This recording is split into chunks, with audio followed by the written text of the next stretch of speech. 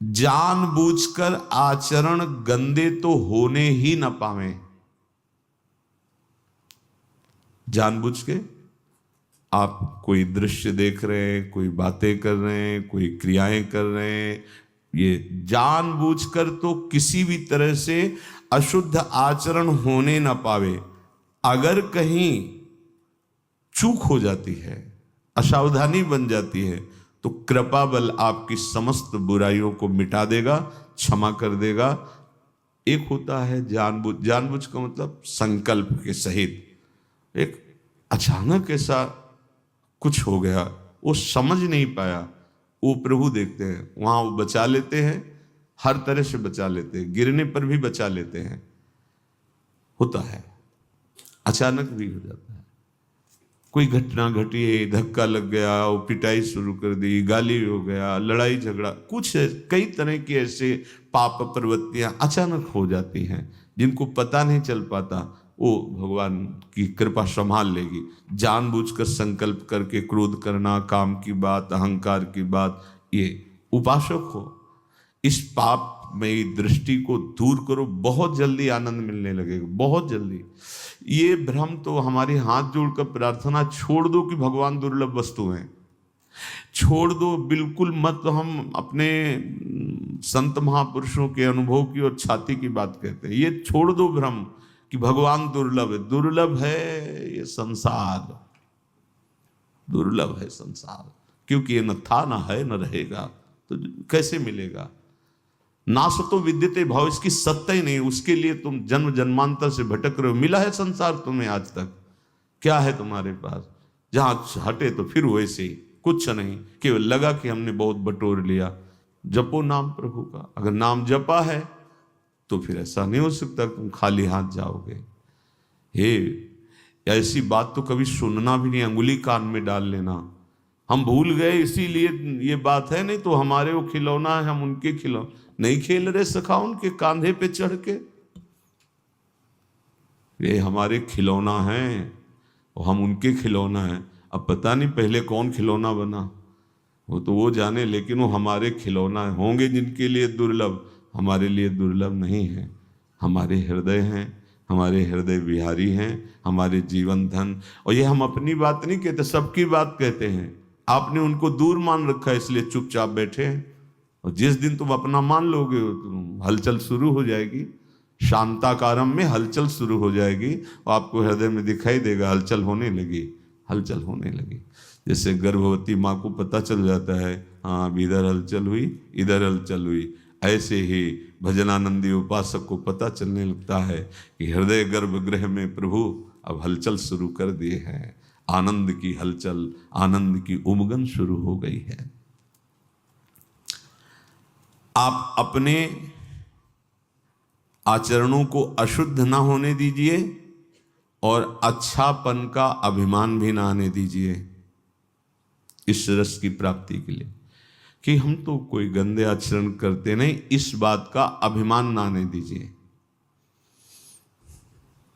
किसी ने कहा था, जो आप 24 लक्षण दुर्गुण बताए, एक दिन सत्संग में हुआ था, हम में से एक भी नहीं है, गारंटी से कह सकते हैं। तो हंसी आई थी, भैया ये गारंटी, ये सब अहम बोल रहा है, अहंकार, और ये सब गुणों का अभिनेता है पूरा, यही सब अभिनय करता है, यही काम बन जाता है, यही क्रोध बन जाता है, यही लोभ बन जाता है। अहंकार, अहंकार विमूढ़ आत्मा करता हमिति मन्यते। और जो निर्दोष हैं वो कह रहे हैं, क्वा हम तुच्छा परम मधमा प्राण होगा। बहुत विचित्र खेल, बहुत सावधान। अशुद्ध आचरण अर्थात पापाचरण करना नहीं, अच्छे आचरणों का अभिमान नहीं करना, क्योंकि गुरु प्रदत्त होते हैं। आराध्य देव की कृपा से दैवी संपदा का अवतरण हृदय में होता है। आपको प्रयास करना है प्रभु के नाम जप का, चिंतन का। अशुद्ध आचरण करना नहीं, शुद्ध आचरण का अभिमान नहीं आने देना, और हमारा सारा का सारा प्रयास प्रयत्न प्रभु के चिंतन करने का है, प्रभु के स्मरण करने का है। अनन्य चेता बनने में देर नहीं लगेगी। और अनन्य चेता सततम यो माम स्मृति नित्य सा तस्याहम सुलभा पार्थ नित्य युक्त योगिना। आप भाव करके देखो, भगवान की प्राप्ति दुर्लभ है। भगवान अपने घर के हैं भाई।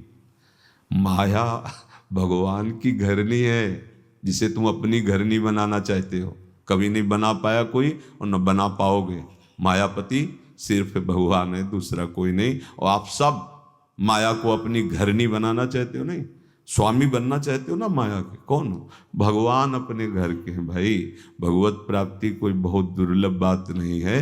दुर्लभ बात है माया के आकर्षण से बच पाना। भगवान की प्राप्ति, हाथ उठा के कहता हूं, ये तो कभी शब्द कान में मत पड़ने देना, नहीं तो जन्म बिगड़ जाएगा। जहां कोई कहे कि ऐसे कोई भगवत प्राप्ति होती तो कान में उंगली डाल लेना, नहीं सुनना। मुझे प्रभु मिलेंगे और निश्चित मिलेंगे, ये उनके वचन हैं। ये यथा माम प्रपद्य। गोस्वामी जी बहुत सुलझे हुए महापुरुष हैं, तुलसीदास जी महाराज। इसमें हमें ये बताओ कि इसमें क्या शब्द कहा है। पहला शब्द है बिगड़ी जन्म अनेक की। समझ में आ गया? अब ही सुधरे आज, ये भी बस समझ में, आज अभी सुधर जाएगी। क्या कह रहे हैं? हो ही राम को, बस इतने में रुक जाओ। इतने में तुम्हारी बिगड़ी संभल गई, तुम्हें भगवत प्राप्ति हो जाएगी। चाहे जितने जन्म तुम बिगाड़ किए हो, तुम्हें भगवत प्राप्ति कितने में हो जाएगी। गोस्वामी जी बोल रहे हैं, बोले अभी हृदय में स्वीकार करो कि हे प्रभु मैं आपका। गोस्वामी जी कोई साधन ही आप बता रहे हैं। अब जितनी श्वासें और जीवन बचा है तो नाम जप, काम तो यहां हो गया। अब नाम इसलिए जपो कि ये बात तुम्हारे हृदय में दृढ़ हो जाए, जो स्वीकार किया है दृढ़ हो जाए। और नाम जपने में जो तुम्हें बाधा पहुंचाते हैं, तज कुसुमाज, गंदी बातों का त्याग करो। ये बाद के बाद कही है। भगवत प्राप्ति की बात तो इतने से हो गई कि अब ही सुधरे आज हो ही राम को। ये बहुत चिंतन की हुई, शोधी हुई बात है। अब हम कह तो रहे, एक बार बरसाने में भी गहवर बन के पहले साकरी खोर में बैठ करके कहा था कि हमारी श्री जी के प्रति जिसके हृदय में ये बात आ जाएगी कि हमारे माई श्यामा जी को राज आज इस परम पावन भूमि पर बैठ कर कह रहे हैं, निश्चित उसको श्री जी प्राप्ति निश्चित होगी। श्री जी निश्चित, पर दिमाग में नहीं टिकेगा जिसको श्री जी की प्राप्ति नहीं होनी, वो हमारी बात बैठा ले नहीं पाएगा। वो एकांत में कुछ लोग साथ हैं।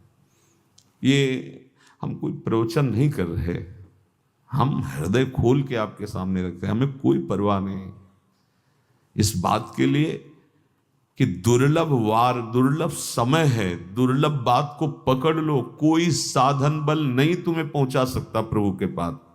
ये हम भी कह रहे हैं। एकमात्र आश्रय बल, आज तक जिसको कभी भी कहीं भी भगवत प्राप्ति हुई, वो अपने साधन बल से जब हार करके पुकारा है तो भगवान मिल गए। तो ये तुम्हारे है ही क्या साधन है? तुम क्यों नहीं हार जाते? क्यों नहीं स्वीकार कर लेते? हे प्रियालाल मैं आपका हूं, हे लाडली मैं आपका हूं। अनन्य चेता वही हो जाता है। कौन? हमको अपनी तरफ से बुरे आचरण करने नहीं है। अगर चूक हो जाती है तो भगवान की कृपा उस चूक को सुधार देती है। रहत न प्रभु चित चूक किए की, करत सुरत सैबार ही की। फिर क्या होता है? हमारा एक ही प्रयास होना चाहिए, केवल भगवत चिंतन। अब वो हो जाता है अनन्य चेता। जो ही अनन्य चेता हुआ कि उसे भगवत साक्षात्कार हो जाता है।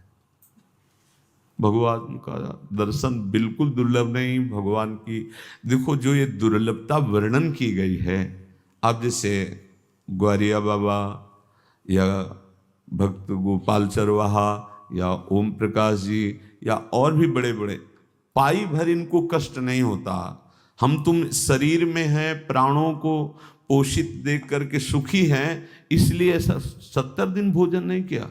अरे तुम क्या जानो, अनंत ब्रह्मांडों का पोषण करने वाला प्रभु उनको पोषित कर रहा है, अमृत सुख दे रहा है, तो इस अन्न पानी की क्या बात रह गई? तो ये थोड़ी कि इतना भयानक कष्ट उसने सहा। कष्ट सह के नहीं, अपार सुख में 70 दिन व्यतीत हुए श्री ओम प्रकाश जी के। अपार सुख में रंत देव जी के कितने दिन व्यतीत हुए, अन्न पानी भी नहीं है, अपार सुख। वो भगवदानंद है। कैसे बाह्य देहाभिमानी जीव बुद्धि की कहाँ पहुँचे उस सुख के लिए। ये चिंता मत करो, ये कोई दुख नहीं है।